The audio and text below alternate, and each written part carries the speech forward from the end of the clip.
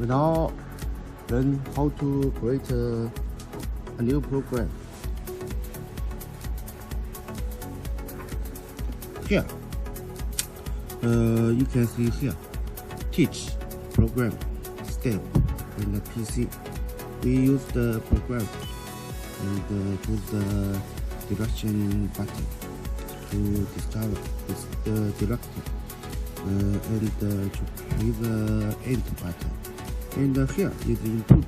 Input, you want to create a name, program name, and I choose the line 1. Line